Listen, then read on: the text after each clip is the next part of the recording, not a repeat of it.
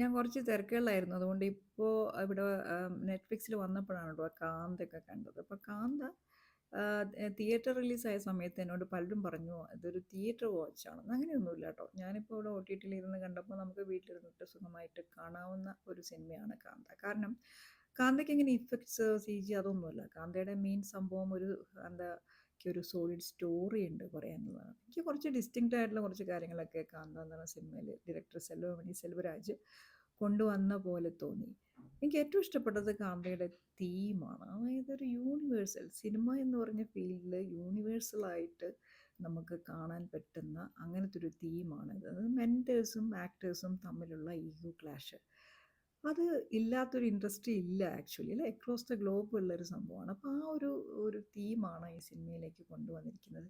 അപ്പോൾ ഇതിലെ ഒരു പറയുന്ന ഈ ആം, തമിഴ് സിനിമയിലെ ഒരു 30s 40സിലൊക്കെ ഉള്ള ആദ്യകാലത്ത് ഹീറോ സൂപ്പർ സ്റ്റാർ എന്നൊക്കെ അറിയപ്പെട്ടിരുന്ന ഒരു എം കെ ത്യാഗരാജ ഭാഗവതരുടെ ഒരു കഥയുമായിട്ട് കണക്ട് ചെയ്തിട്ട് ഈ സിനിമ ചെയ്തിരിക്കുന്നു എന്നുള്ളതാണ്. അപ്പോൾ ആളുടെ ഒരു പേഴ്സണൽ ലൈഫ്, പിന്നെ അതുപോലെ ആക്ടിങ് കരിയർ, പിന്നെ ആളുടെ ലൈഫിൽ നടന്ന ഒരു ഇൻസിഡൻറ്റ്, ഇങ്ങനെ ഇത് മൂന്നും ഇങ്ങനെ കണക്ട് ചെയ്തിട്ട് എന്നാൽ കറക്റ്റായിട്ട് ആളുടെ സ്റ്റോറി അല്ല കുറേ ഫിക്ഷൻ എലമെൻറ്റ്സ് ഇതിൽ കൊണ്ടുവന്നിട്ടുണ്ടെന്നാണ് പറയുന്നത്. അപ്പോൾ ആ ഒരു സ്പേസിലേക്ക് നമ്മളുടെ ഏറ്റവും ഫിറ്റായിട്ടുള്ളൊരു കാസ്റ്റിംഗ് ആണ് ദുൽഖർ സൽമാൻ. അറിയാലോ, ഡി ക്യു ഈ പിന്നെ പീരീഡ് ഡ്രാമകളിൽ ബ്ലാക്ക് ആൻഡ് വൈറ്റ് റോൾസ് ചെയ്യുന്നത് ആൾക്ക് യാതൊരു പരിചയമില്ലാത്ത മനുഷ്യരെ സ്ക്രീനിൽ റെപ്രസെൻ്റ് ചെയ്യുന്നതിന് ഡി ക്യുവിനുള്ള ഒരു ടാലൻറ്റ് ഏതൊരു മാസ്റ്റർ ക്ലാസ് എടുത്ത പോലെയാണ് അല്ലേ. നമ്മൾ ഇതുവരെ കണ്ട റോൾസിലൊക്കെ നല്ല രീതിയിൽ തന്നെയാണ് അഭിനയിച്ചത്. ഇതിൽ നല്ല പെർഫെക്ഷൻ ഉണ്ട് കേട്ടോ.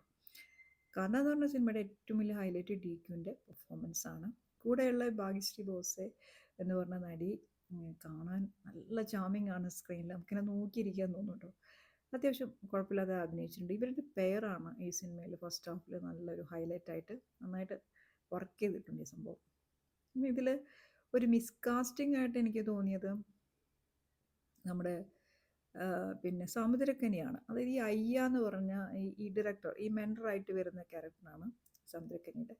പക്ഷെ ആളൊരു ഈടെയായിട്ട് ഏത് റോൾ എടുത്താലും ഒരു കൺവിൻസിങ് ആവുന്നില്ല സ്ക്രീനിൽ. പക്ഷെ ടൈപ്പ് കാസ്റ്റും ആണ്. ഒരു ഒരു കംപ്ലീഷൻ വരുന്നില്ല ആളുടെ ആക്ടിങ്ങിൽ. എനിക്ക് ഈ സിനിമയിൽ ഇത്ര ഇമ്പോർട്ടൻ്റ് ആയ റോള് വേറെ ആർക്കെങ്കിലും ചെയ്തിരുന്നെങ്കിൽ കുറച്ചും കൂടി ബെറ്റർ ആവുമായിരുന്നു എന്നൊരു ഫീലിംഗ് ആണ് ഇത് കണ്ടപ്പോൾ ഉണ്ടായത്. അതുപോലെ തന്നെ ഇതിൽ കുറച്ച് ഒരു ഇത് ഇവർ കഴിഞ്ഞാൽ പിന്നെ ഒരു മെയിൻ ക്യാരക്ടറായിട്ട് വരുന്നത് റാണ ദഗ്ബൂട്ടിയാണ്.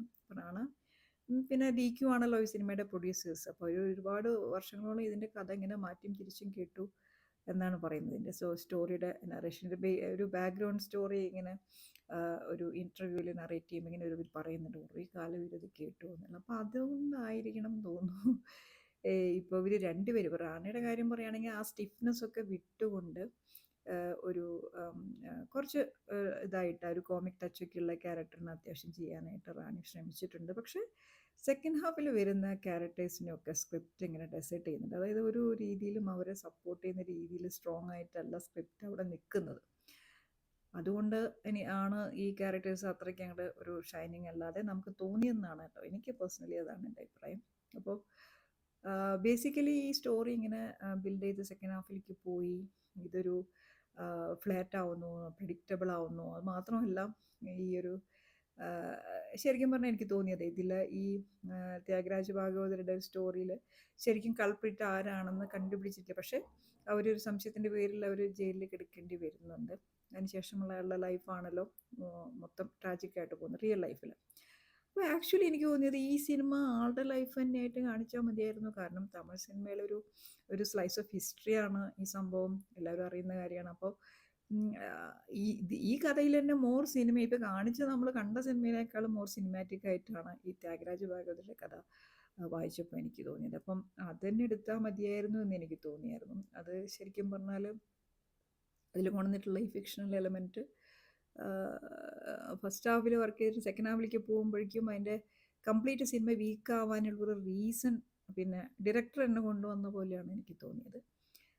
കുറച്ചുകൂടി നല്ല രീതിയിൽ ബെറ്ററായിട്ട് വർക്ക് ചെയ്യേണ്ട ഒരു സിനിമ തന്നെയായിരുന്നു കാന്ത. കാരണം അതിൻ്റെ സബ്ജക്റ്റ് തന്നെ അങ്ങനത്തെ ഒരു യുണീക്കായിട്ടുള്ള സിനിമയൊക്കെ ആയിട്ട് കണക്ട് ചെയ്തിട്ട് എല്ലാവരും റിലേറ്റ് ചെയ്യിച്ച് കൊണ്ടുപോകാനും ഓഡിയൻസിനെ നല്ല ഇൻട്രസ്റ്റിംഗ് ആക്കി കൊണ്ടുപോകാനൊക്കെ പറ്റുന്നൊരു തീമായിരുന്നു. പക്ഷേ സെക്കൻഡ് ഹാഫ് ഡെഫിനറ്റ്ലി ഫ്ലാറ്റായിട്ട് പോയിട്ടുണ്ട്. പക്ഷേ എനിക്കിതിൻ്റെ എൻഡിൽ പിന്നെ പിന്നെ ഡി ക്യു പോകുന്നൊരു ഷോട്ടിൽ എനിക്കതിൻ്റെ എൻഡ് തിരിച്ച രീതി ഭയങ്കരമായിട്ട് ഇഷ്ടപ്പെട്ടു കേട്ടോ. കാരണം ആ ഒരു ആക്ടർ, ഓഡിയൻസ്, കൈത്തട്ട് എന്ന് പറഞ്ഞ ക്ലാപ്പിംഗ് ഇങ്ങനെ പറഞ്ഞ എലമെൻസ് ഒക്കെ മിക്സ് ചെയ്തുകൊണ്ട് ഒരു ആക്ടർക്ക് സർവേ ചെയ്യാൻ ഇത് മാത്രം മതി. അയാളുടെ ഏറ്റവും വലിയ ജീവിതത്തിലെ സ്പിരിറ്റ് എന്ന് പറയുന്നത് ഇത്തരമൊരു ഓഡിയൻസ് ഇൻട്രാക്ഷൻ ആണ് എന്ന് പറയുന്നൊരു, അത് തമിഴ് സിനിമയായിട്ട് എസ്പെഷ്യലി കണക്ട് ചെയ്യുമ്പോഴേ, തമിഴ് സിനിമയിൽ പല നമ്മളറിയുന്ന പല അല്ലേ സൂപ്പർ സ്റ്റാറുകളുടെയും ഒരു ബാക്ക്ഗ്രൗണ്ട് ശരിക്കും ഇതാണ്, ഒരു സർവൈവൽ ഒരു ഫാക്ടർ തന്നെ അതാണെന്ന് എനിക്ക് പലപ്പോഴും തോന്നിയിട്ടുണ്ട്. ആക്ടിങ്ങിനേക്കാളൊക്കെ എത്രയോ ബിയോണ്ടായിട്ട് നിൽക്കുന്ന ഒരു സംഭവമാണ് ഈ ഓഡിയൻസ് സപ്പോർട്ട് എന്ന് പറയുന്നത്, ചില സ്റ്റാർസിനുള്ളത് അല്ലേ. അപ്പോൾ എനിക്ക് തോന്നുന്നു അതെങ്ങനെ കണക്ട് ചെയ്ത രീതി എനിക്ക് നല്ല രീതിയിൽ ഇഷ്ടപ്പെട്ടു കേട്ടോ. അങ്ങനെ മൊത്തത്തിൽ പറയുകയാണെങ്കിൽ നിങ്ങൾക്ക് ഒരു വൺ ടൈം വാച്ചിനുള്ള സംഭവങ്ങളൊക്കെ ഉള്ളൊരു സിനിമയാണ് കാന്ത. അപ്പോൾ അങ്ങനെ റിവ്യൂസ് കണ്ട അങ്ങനെ ചില കുറേ നെഗറ്റീവ് റിവ്യൂസ് ഒന്നും കണ്ട് നിങ്ങളത് കാണാതിരിക്കണ്ട. കാരണം ഡെഫിനറ്റ്ലി ഇത് തമിഴ് സിനിമയുടെ ഹിസ്റ്ററിയൊക്കെ ആയിട്ട് കണക്ട് ചെയ്ത് നിൽക്കുന്ന നമ്മൾ കാണേണ്ട ഒരു സിനിമ തന്നെയാണ് കാന്ത. അപ്പോൾ സെക്കൻഡ് ഹാഫിൽ സിനിമയ്ക്ക് വന്ന ആ ഒരു ഡിക്ലൈൻ അതൊക്കെ, എന്നാലും എല്ലാവരും ഈ സിനിമ ഒന്ന് കണ്ടു നോക്കാവുന്നതാണ്. OTT വന്ന നിലയ്ക്ക് നിങ്ങൾക്കത് കണ്ടിട്ട് നിങ്ങളുടെ ഒപ്പീനിയൻസൊക്കെ ഷെയർ ചെയ്യും. എനിക്ക് സിനിമ അങ്ങനെ അത്ര വലിയ പ്രശ്നമുള്ളൊരു സിനിമയായിട്ട് തോന്നിയില്ല. പക്ഷേ മൊത്തത്തിൽ എന്നാൽ കംപ്ലീറ്റ്ലി സിനിമ ഒരു സക്സസ് ആണ്. ഭയങ്കരമായിട്ട് എല്ലാ എലമെൻസും എൻജോയ് ചെയ്തു എന്ന് പറയാനും പറ്റില്ല. ഇങ്ങനത്തെ ഒരു സിനിമയാണ്.